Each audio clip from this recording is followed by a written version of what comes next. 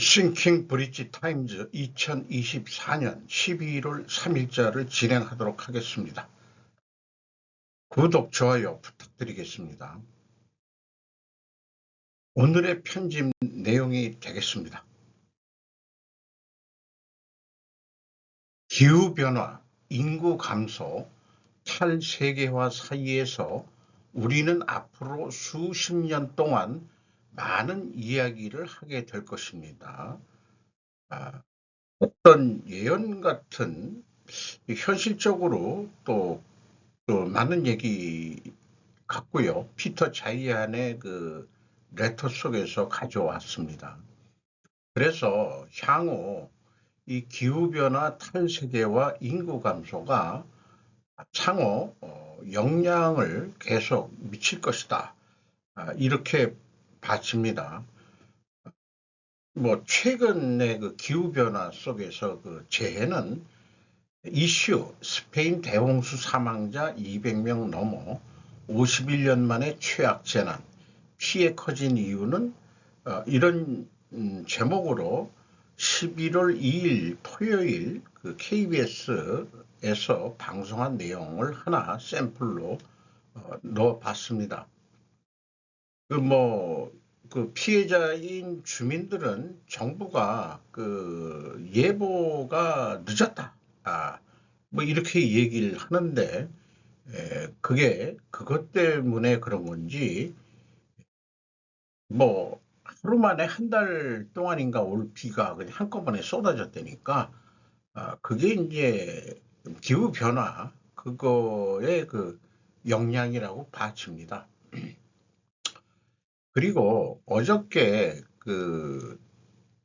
윤 대통령에 대한 탄핵이나 4년 연임제 개헌 추진, 이거에 대해서 논리적으로 다시 한번 좀 생각을 해봤어요.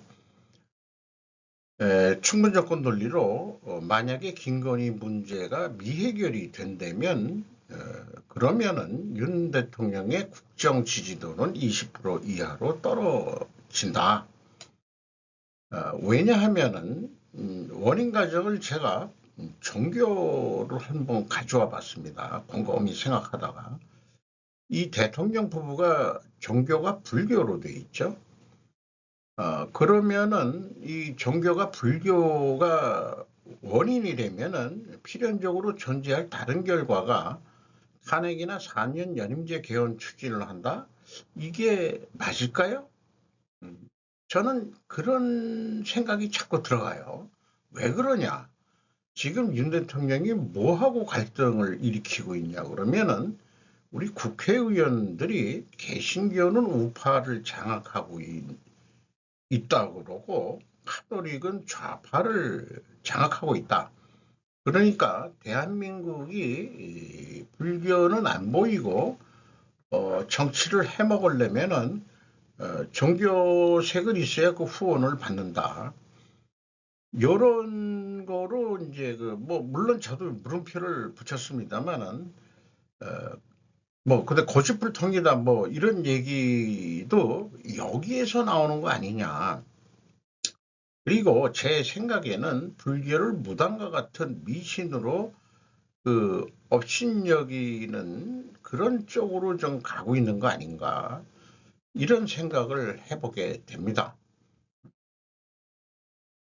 그리고 제가 학문적인 기초가 없는 거라고 말씀은 드렸지만은 결정론적 사고방식과 확률론적 사고방식, 미래 예측은 어차피 확률론적으로 하는 거 아니냐, 이런 거죠. 그래서 어저께도 방송했는데 이 충분조건 논리로 다시 설명을 하면은 서울시에서 서울경찰청이 기동술찬 때 388명의 4계대를 신설해서 우범지역 활동 강화를 하고 있습니다. 이것은 범죄 예방을 해야 되기 때문이다.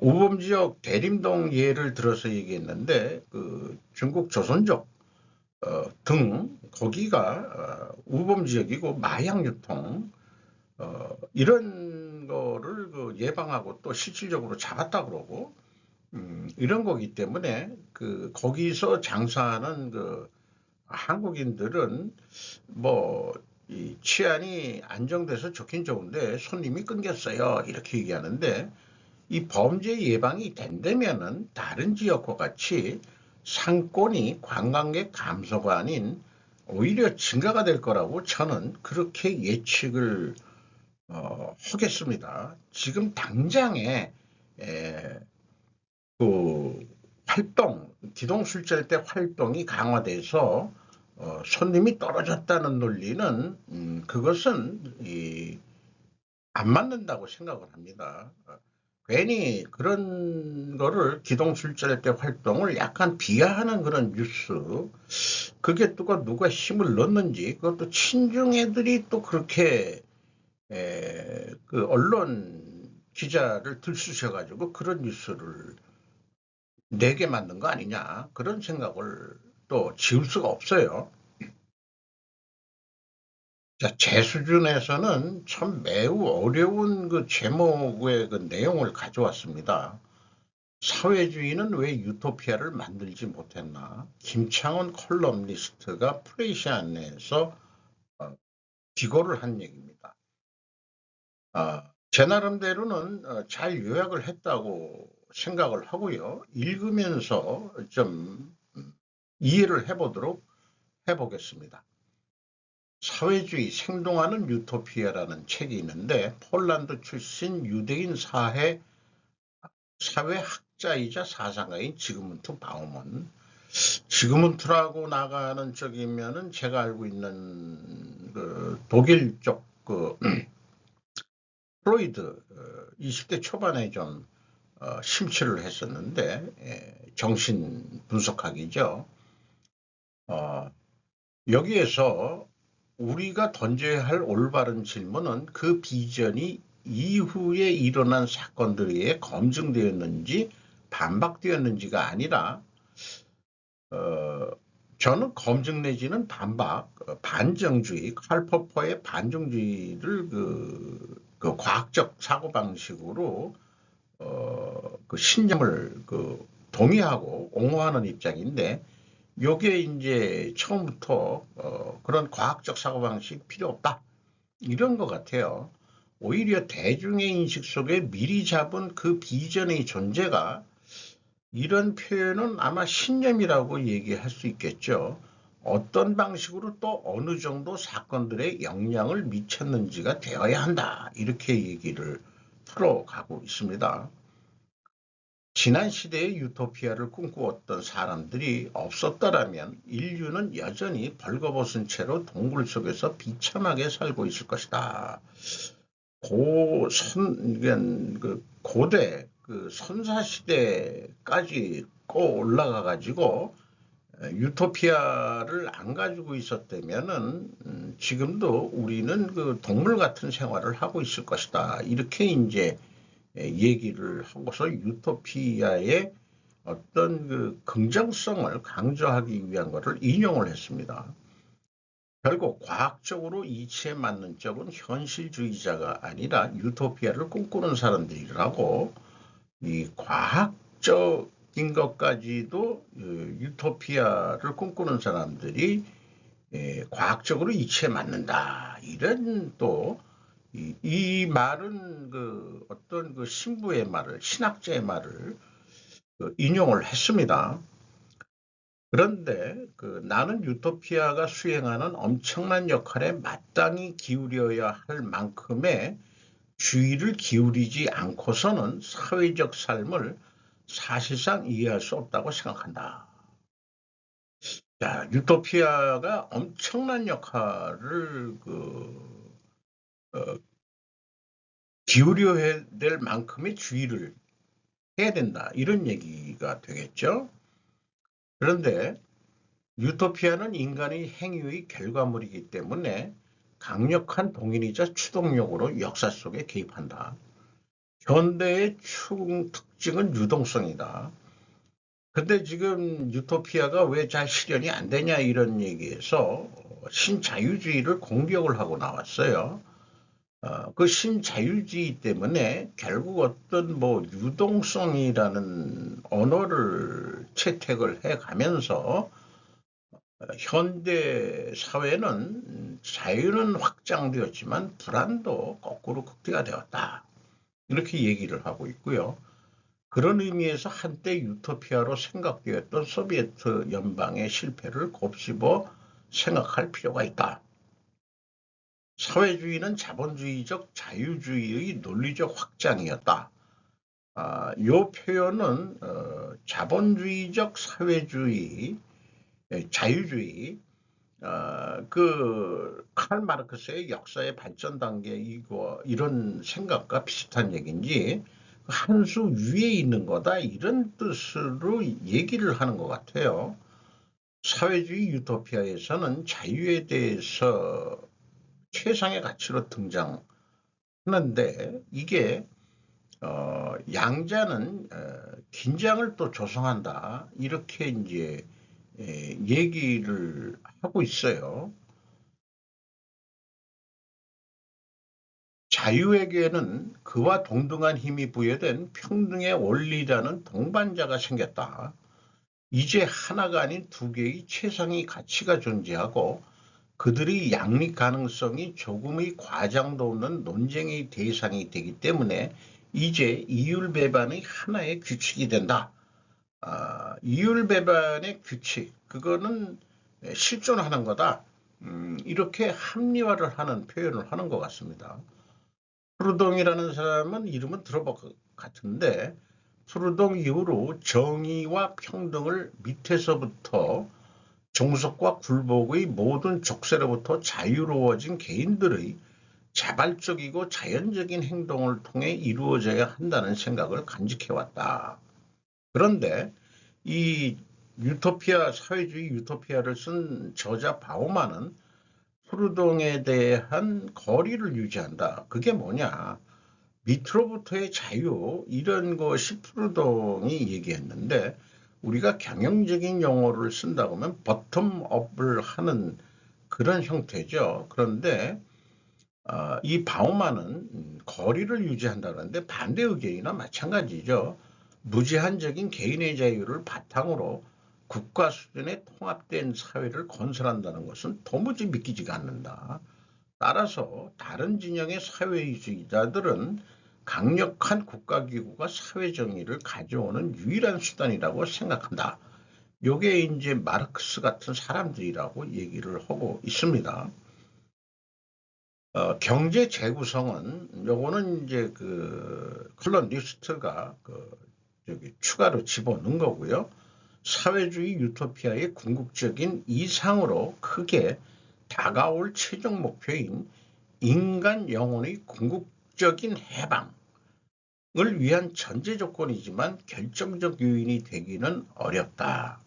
그러니까 마르크시즘은 경제적인 측면으로만 접근을 한 건데 우리 인간의 최종 목표인 인간 영혼의 궁극적인 해방을 위한 전제 조건이긴 하지만은 경제적이라는 게 결정적 요인은 또 아니다. 이렇게 얘기를 해요.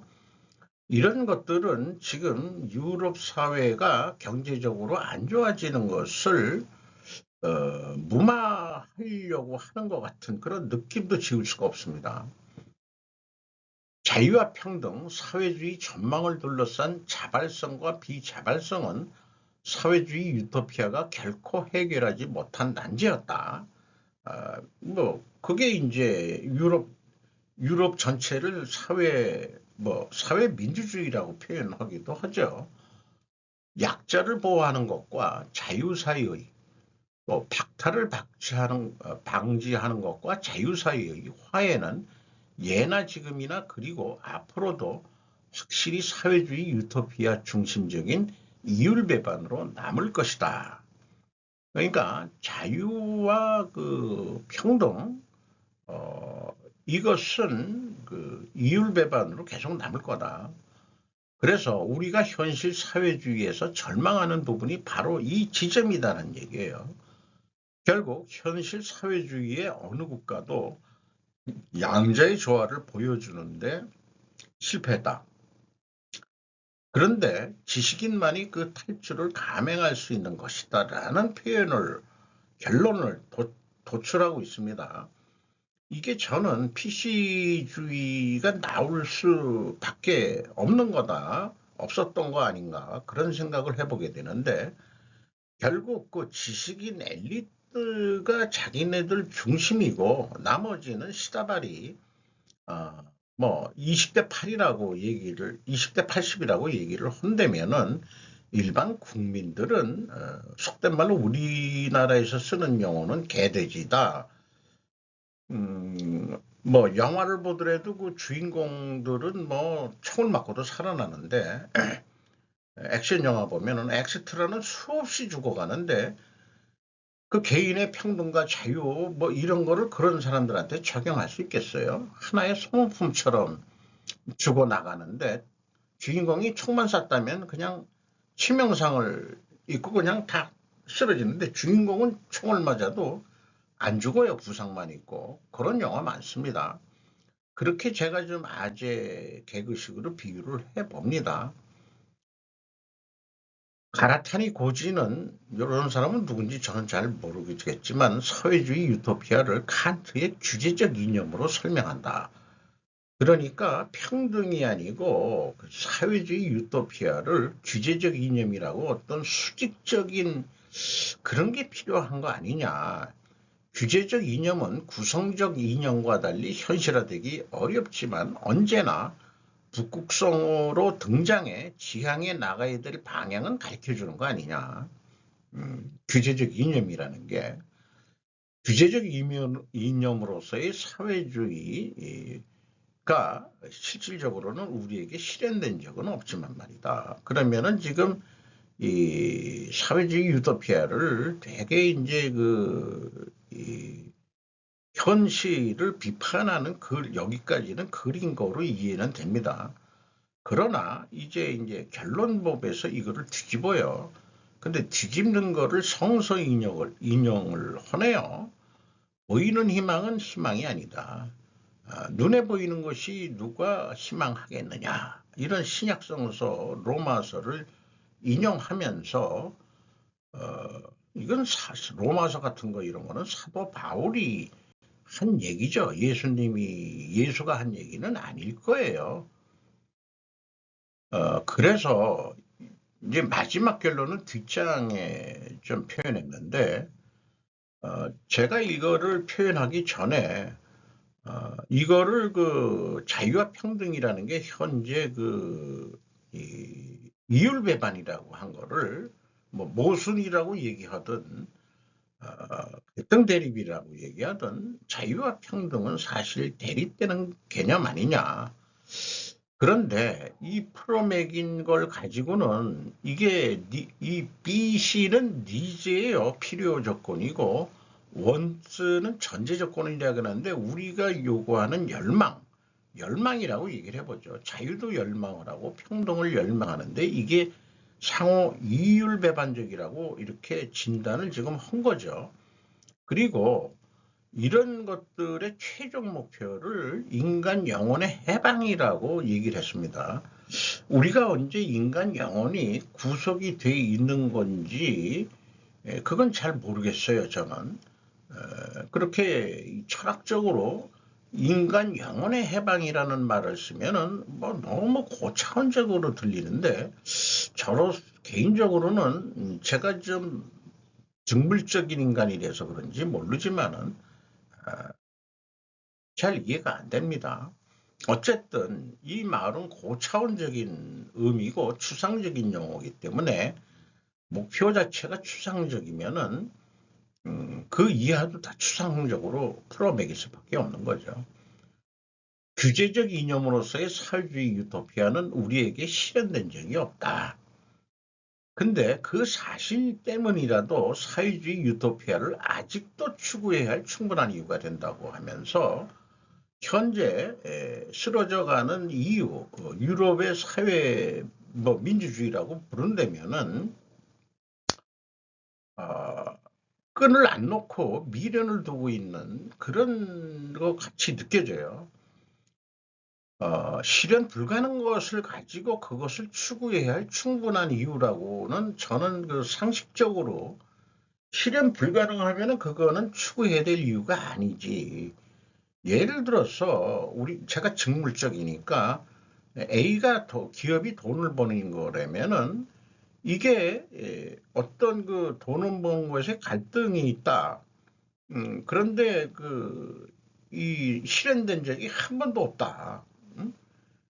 그러면은 그걸 뭔가 해소를 해야 될 거 아니에요. 그래야만 돈을 버는 거니까. 이렇게 이제 아주 극단적으로, 직물적으로 저는, 비교를 좀 해보게 됩니다.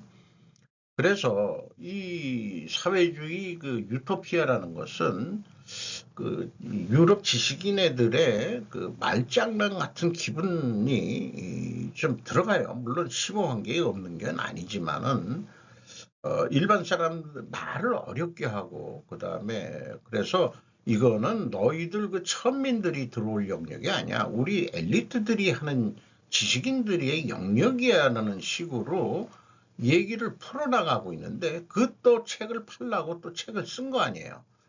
그거를 니들끼리만 쓰는 용어를 가지고 일반 천민이 그것을 읽고서 이해하겠냐? 라고 거꾸로 제가 좀 물어보고 싶네요.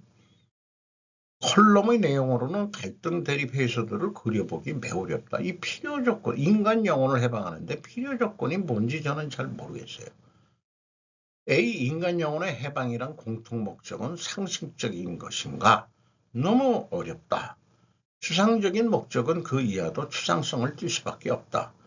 A를 사회주의 오히려 유토피아를 만들어보자 해도 안 될 건 없지만은 그래도 B, C가 뭔지 잘 모르겠어요. 그런데 자유를 사회주의 산물로 지금 언어를 사용하고 있죠.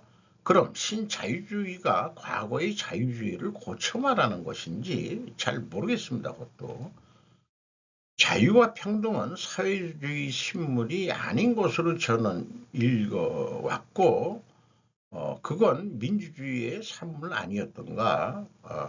제가 또 이해하기로는 자유만 민주주의에서 얘기했다가 사회주의의 대립 반대 세력이 생기니까 그 평등도 수용을 하기 때문에 나중에 들어온 거다. 그 민주주의에서도 그렇게 또 얘기들은 하죠.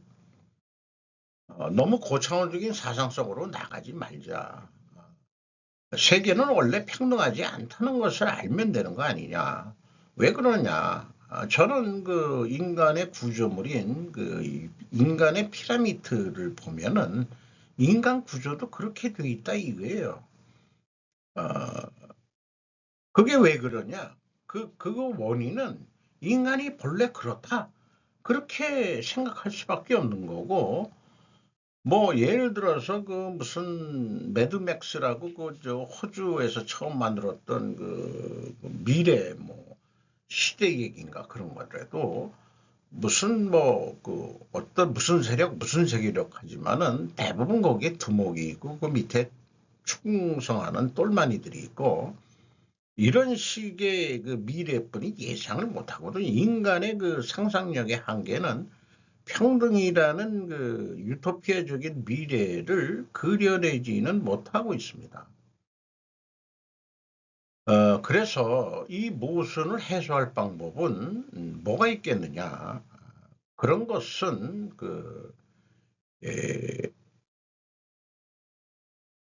원래 그렇다가 저는 해답이다. 인간은 원래 인간 피라미드인데 그 안에서 일어나는 어떤 일관된 문제점을 밝혀내서 해결하면 된다.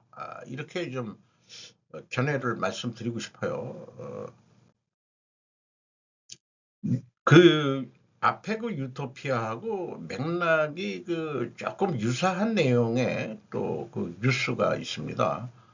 국민이 어리석어져 갈 때 세로 사회라고 했으니까 수직 사회의 논리에 대한 과도한 의존이 초래하는 심각한 사태. 홀리 아리노브라고 정신과 의사 홀리 멘탈 클리닉 원장입니다. 현대 비즈니스에 기고한 내용인데요. 우선 정치에 대한 얘기를 하면서 우선 자민당과 국민민주당에 주목했다. 이 두 정당이 내는 메시지에서는 주체적으로 상황을 구성해 나가겠다는 의지가 느껴지는 장면이 나왔기 때문이다.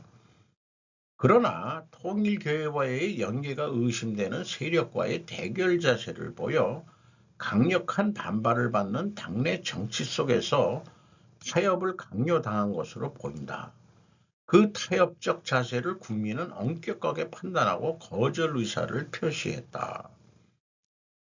자, 그러니까 구통일교가 그 일본에서도 정치적 영향력을 행사하고 있고, 그러면은 그게 일본에서만 그러냐 그러면은 미국에도 그 UPI 통신까지 가지고 있는 그 평화 통일교 재단 아니에요? 아마 막강할 것 같습니다.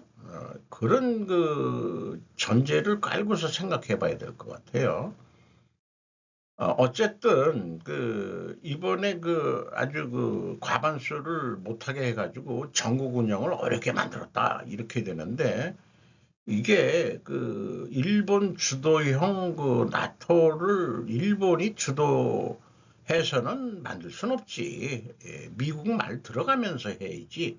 이런 거로 해가지고 선거에 패배했다. 이거가 그 어저께 소개한 내용이죠. 국민민주당은 야당 입장에서 여당을 비판할 뿐 아니라 스스로 정치 상황을 만들자는 제안을 하고 실행할 수 있는 위치를 노렸고, 젊은이들을 중심으로 일정한 평가를 받았다. 젊은 층이 국민민주당을 좀 밀었다. 이런 거네요. 입헌민주당은 60대 이상의 사람들의 지지자가 많다고 한다. 제1야당이죠. 일본이 고령화가 돼가니까 자민당을 안 밀면은 입헌민주당이다. 좀 레프트적인 입헌민주당이 그런 성격의 그 정당으로 알고 있습니다.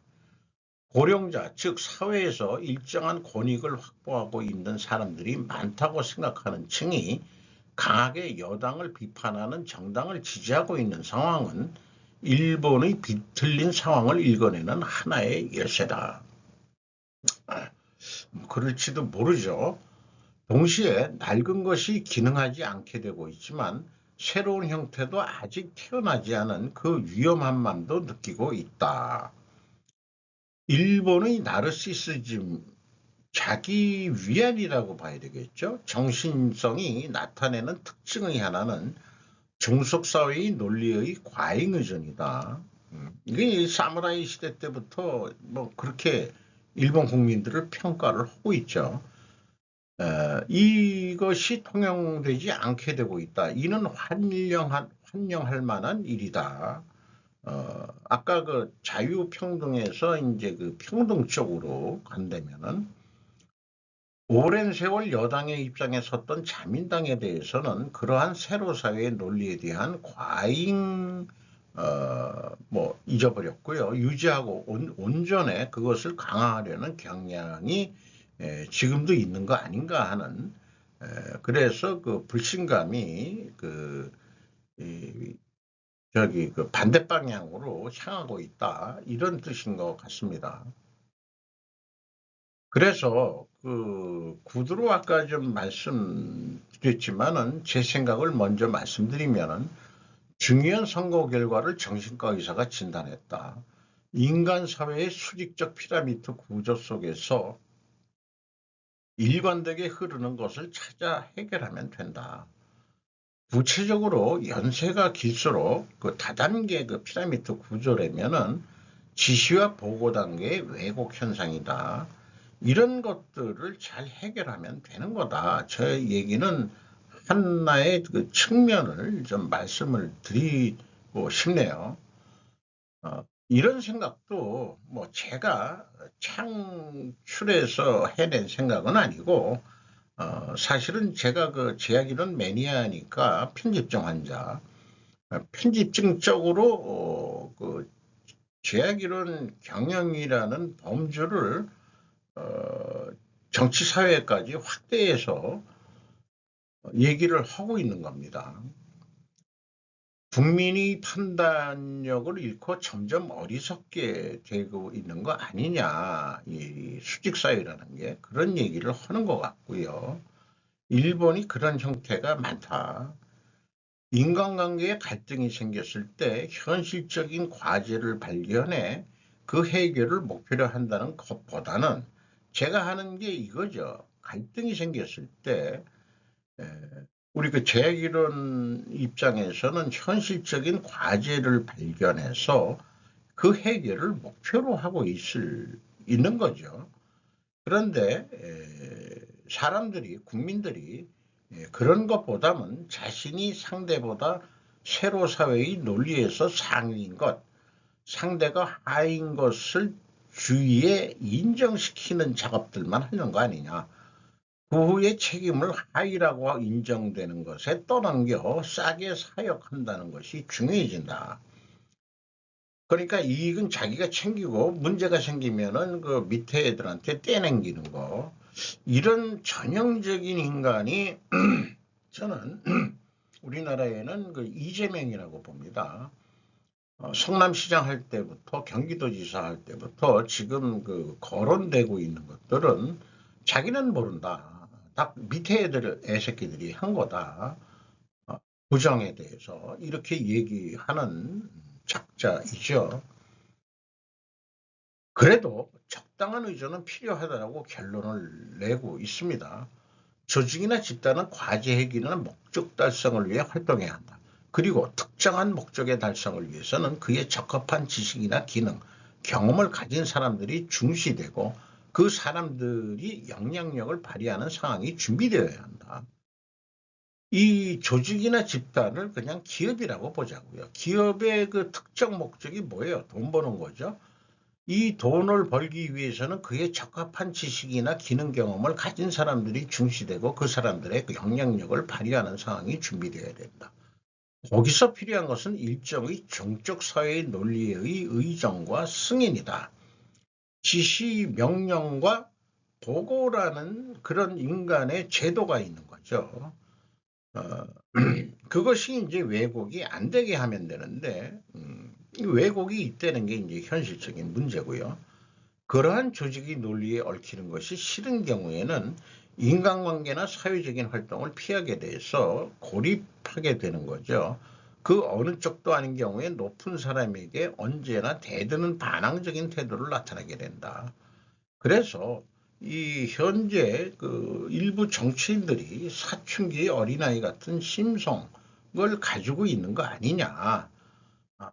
그래서 하는 얘기는 비판만 하지 말고 어떤 그 현실적인 과제를 발견해 그 해결을 목표로 한다는 그런 것을 가야 되는 거지. 자신들이 책임자가 되었을 때의 대비가 부족하지 않을 수 없다. 이 사춘기 같은 어린아이 같은 심정이라면은 이 말을 아까 그 사회주의 유토피아 글을 쓴 그 사람한테도 적용돼야 되는 얘기가 아니겠느냐. 지금 실현된 적이 없는 거, 그 실현이 안 됐기 때문에 사회주의 유토피아를 추진해야 될 이유가 된다라고 얘기하는 것은 그것은 사춘기 같은 어린아이 같은 심성이다. 저는 그렇게 진단을 하고 싶어버리네요. 자, 어려운 얘기를 제도 수준이 안 되지만은 이해해 보려고 그냥 노력하는 시간이었다고 이해를 해 주시면 될 것 같습니다. 노벨상 경제학상 수상자인 시카고대 교수가 예찬하는 박정희 정권 시절 수출 정책. 뭐 이렇게 길게 얘기했지만 워싱턴 이민석 특파원이 얘기했는데 이번 노벨 경제학상에 그 3명이 탔는데 한마디로 그 아주 상징적인 표현하자면 포용적 사회제도를 가지고 있었기 때문에 그렇다.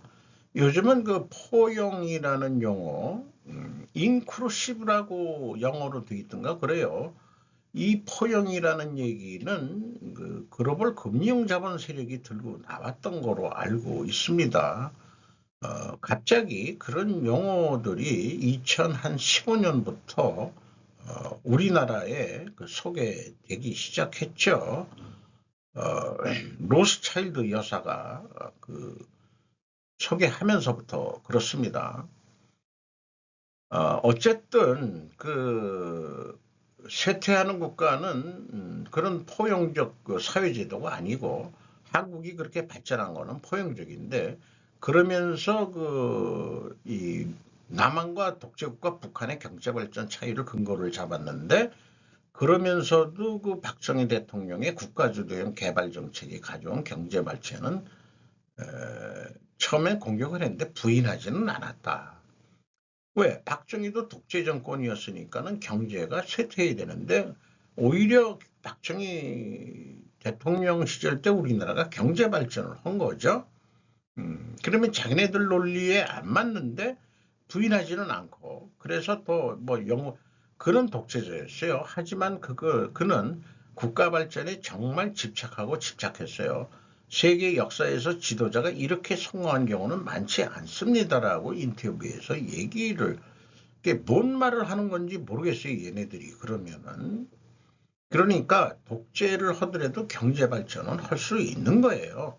근데 지금 노벨 평화상 이런 것들이 그 포용적 그 사회제도 이런 것들이 쓰러져가는 그 유럽의 그 어떤 질서 이런 속에서 그 평화 노벨상이라는 의미가 아주 퇴색하고 있는 거 아닌가 하는 생각도 들어갑니다. 그리고 로빈슨 교수는 한국 경제가 엄청나게 성장한 것은 박 대통령 덕분이며 당시 폭발적인 발전을 뒷받침할 수 있었던 힘은 이후 제도 그 밑에서 민주제도가 있었기 때문에 그렇다. 자기네들의 논리를 또 계속 끌어가야 되니까 그렇습니다. 그에게 박정희 대통령의 한강의 기적과 이후 김영삼, 김대중 민주화는 따로 있는 것이 아니었다. 뭔 말인지 어쨌든 이런 컬럼을 냈네요. 그렇게 생각을 해봐야 돼요.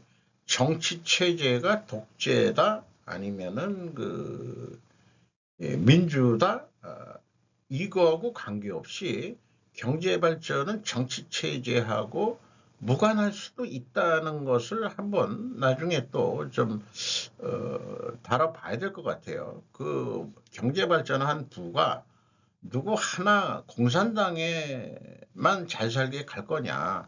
그게 아니죠. 공산당이라는 게 다 같이 잘 살자 그런 거니까.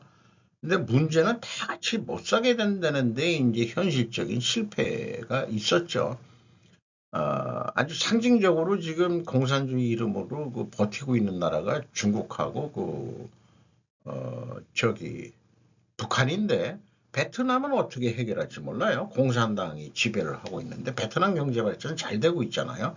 그러니까 정치제도 문제가 아닙니다. 경제 발전은 정치제도의 문제가 아니고 전 세계적인 수요 공급과 그다음에 생산 거점, 인건비 문제 이런 거에 의해서 되는 거지. 민주제도, 포용적인 사회제도 이런 거는 아닌 것 같아요. 제가 볼 때는. 석파자공 소수여당 경제의 비참한 말로 퍼주기식 방만재정, 인플레이션 악화, 실질임금 상승 불가능, 노구치 6개월하고 히도스바 시대 명예교수가 기고한 글입니다. 소수 여당에 의한 부분연합이 일어날 것이고 과거 비자민당 내각 때보다 심각하다. 현재가 첫 번째 두 번의 경험이 있었다고 그래요. 1993년에서 94년 2년 동안 비자민 비공산 팔당파 연립정부가 있었고 두 번째는 2009년에서 2011년 민주당 정권인데 민주당이 그때 이제 자민당에서 정권을 했는데 오래 못 갔죠. 사회민주당 국민신당과 함께 연정을 했었고 그때 하토야마 내각과 간내각이 있었다. 현재 정책의 내용에 관계없이 어떤 정책도 실행하기 어려운 것이 되고 만다. 그건 하면 아무것도 할 수 없다는 사태에 빠질 위험이 있다. 총화적이라는 게 그 백화점 같은 그런 정권 운영이 된다. 이렇게 얘기를 하고 있습니다. 뭐 돈을 좀 많이 풀려고 그러고, 기름값 보조 뭐 이런 거, 그 다음에 반면에 증세나 사회보험료의 인상 등 부담 이런 것들이 또 진행되지가 않는다. 국민민주는 대규모 소득세 감세를 계속 주장하고 있답니다. 그래서 재정 적자가 확대될 가능성이 높다. 현재 그 국채 잔고 비율이 일본이 175.8%랍니다. 우리나라가 얼마인지 모르겠어요. 100% 넘었다는 거를 들은 것 같은데 자꾸 잊어버립니다만은 공적 부문의 채무 잔고도 그 일본이 257.2% 이렇게 뭐 공적 부문이면 공기업 공공기관이라고 얘기를 할 수 있겠죠. 방만 재정이 인플레이션을 악화시키다. 이런 쾌 지금 가고 있다는 얘기고요. 그런데 현재 일본처럼 금리가 상승하지 않도록 제약되어 있거나 정부로부터 압력이 가해져 일본은행이 원래 취해야 할 정책을 실행하지 못하면 물가가 상승해 실질화폐 잔액을 감소시키는 압력이 가해진다. 이게 결론인 거예요. 아까 제목에 다 그 내용이 압축이 돼 있죠. 그런데 이 댓글 상위에 있는 수준이 매우 높아서 가져왔습니다. 이거는 다 읽어볼 필요가 있을 것 같아요. 노구치 선생님은 가상화폐의 조예가 깊은 것에 비해 통화가 무에서 창조된다는 것을 이해할 수 없는 것 같다. 인플레가 항진하지 않는 한 통화를 마구 찍어 경기대책에 사용하면 무엇이 나쁜지 일본 이외의 나라는 그것을 GDP를 몇 배나 하고 있는데 이게 이제 미국을 빗대어서 얘기하는 것 같아요. 우리나라만이 사회보험료 등의 필요적 지출에 충당하기 위해 국채를 발행하고 경기대책을 거의 아무것도 행하지 않았기 때문에 GDP가 늘지 않고 채무 잔액만 늘어버렸다. GDP가 늘어나면 선생님의 말씀처럼 금리는 상승할지 모르지만 그것을 웃도는 세수 증가가 있으니까 중수분으로 상환에 가면은 GDP 대비 그 채무 비율을 낮출 수 있는 거 아니냐. 이렇게 얘기했는데 왜 이렇게 쉬운 것을 모르는 사람이 많을까 하면서 마지막에는 이 노구찌 명예교수라는 사람의 견해를 좀 비판하는 그런 댓글인데 이 비판 글에도 인신모욕적이고 인격모독적인 표현들은 안 하는 댓글 수준을 저는 높게 삽니다. 의외로 모르는 앞으로 일본서 임금 상승할 당면한 국면. 앞에 글은 그 실질소득 하락을 얘기한 거고 명목임금은 올라가긴 한창 올라갈 거다. 이것은 사카모토 다카시라는 사람이 역시 현대비즈니스에 기고한 글인데 이게 이제 통계를 그 분석을 하면서 시리즈로 그 내고 있는 것 같아요. 임금이 더 오를 듯 요 사항만 얘기했는데 결론은 인구 감소 때문에 인력이 부족해서 임금을 올려주지 않으면 안 된다. 그러니까 그래서 이제까지는 그 임금 올리려고 그러면 노동자의 생산성 향상이 돼야 됐는데 그 실적을 보고서 임금 올려주는 시대는 이제는 안 된다. 그러나 앞으로의 노동시장에서는 이러한 종류의 경영 생각은 허용되지 않게 된다. 왜냐 그러면 인구 감소가 본격화되는 가운데 자사의 이익 수준에 관계없이 임금 수준을 선행적으로 끌어올려 종업원을 확보하도록 노동시장이 기업에 강한 압력을 가하게 된다. 이를 눈치챈 성견성 있는 기업들은 자사의 발전을 위해 선행자 이익을 확보하기 위해 앞다퉈 임금을 인상하고 우수한 인력을 끌어모으려고 할 것이다. 이런 사회가 되는 것도 나쁘진 않다고 봐요.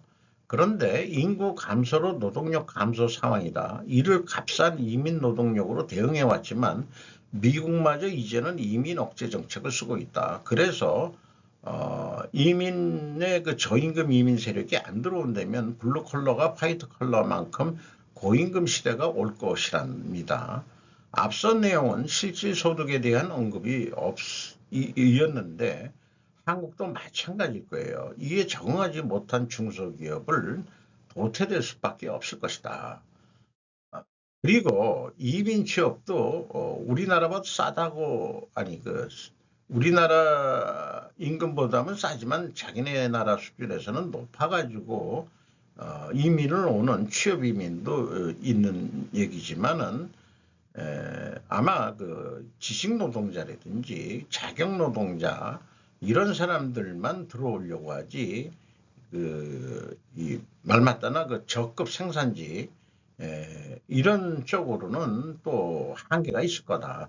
근데 그걸 마구잡이로 들어오면은 아까도 얘기했지만 사회 혼란이 일어날 수가 있죠. 어떤 정서적인 측면에서 또 그 범죄 단체가 생길 베트남 조폭들, 그다음에 뭐 태국 조폭들, 그다음에 이제 중국의 이 조폭은 삼합회라고 아예 이름이 나 있는 거니까 그런 애들이 들어와서 지금 그런 것들이 북한산 마약이라든지 태국을 경유해서 들어온다든지 차관 우리나라가 이제 마약이 너무 그 문제가 돼 있는 것 같습니다.